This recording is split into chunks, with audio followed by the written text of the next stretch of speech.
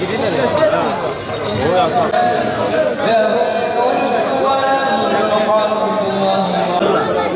kardeş gel. Ama güzel bu da. Yok içtik ya kardeş. Yok. Mabedimize sahip çıkalım. Bayanların açık bir şekilde girmemesi için başka hiçbir şey değil.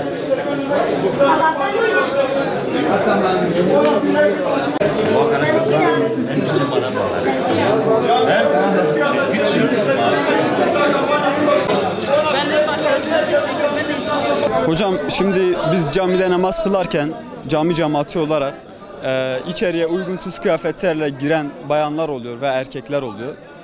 Genelde erkekler pek rahatsız etmiyor ama bayanların gerçekten aşırı uygunsuz giyimi var.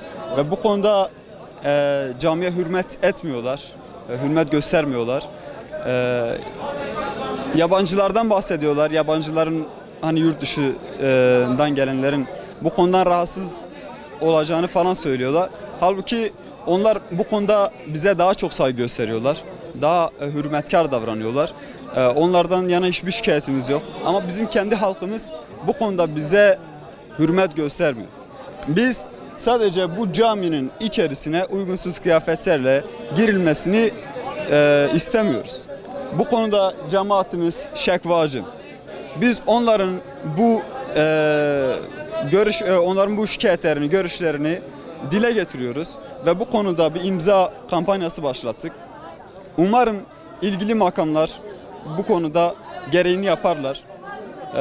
Biz halkımızdan bu konuda saygı bekliyoruz. Bak burada Meryem Ana Kilisesi var.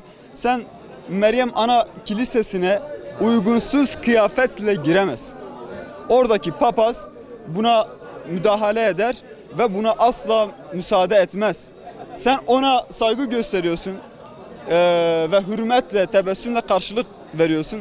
Ama söz konusu bize gelince, söz konusu İslam olunca, söz konusu cami olunca sen bu hürmeti, bu saygıyı bize göstermiyorsan biz de artık icbar yoluyla yani devlet eliyle bir şekilde bu işe kalkışmaya, bu işi yapmaya kalkışacağız. Çünkü elimizden başka bir şey gelmiyor. Çünkü bizim ihlasımız bozuluyor. Biz orada mabede ne için geliyoruz? Dünya işlerinden uzaklaşmak için, Allah'la baş başa kalmak için Allah-u Teala ile bir rabıta kuruyoruz. Sen o kılık kıyafetinle bizim rabıtamızı inkıtaya uğratıyorsun. Bizim rabıtamızı bozuyorsun. Bizim ihlasımızı bozuyorsun. Bu konuda insanlarımızdan saygı bekliyoruz. Buna alternatif bir çözüm bekliyoruz. Nasıl bir çözüm? Şu kapıya veya diğer kapıya, iki kapılara da görevliler bırakılır. Orada türbanlar yerleştirilir, etekler yerleştirilir, feraceler yerleştirilir. Girmek isteyen bu kıyafetleri giyer, bu şekilde camiye girer.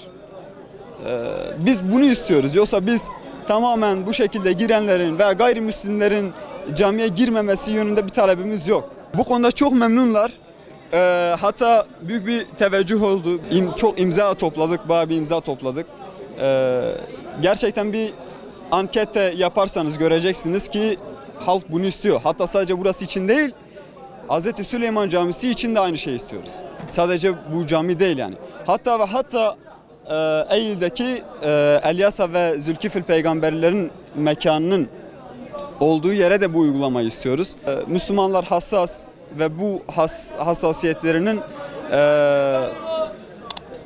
saygıyla karşılanmasını bekliyor.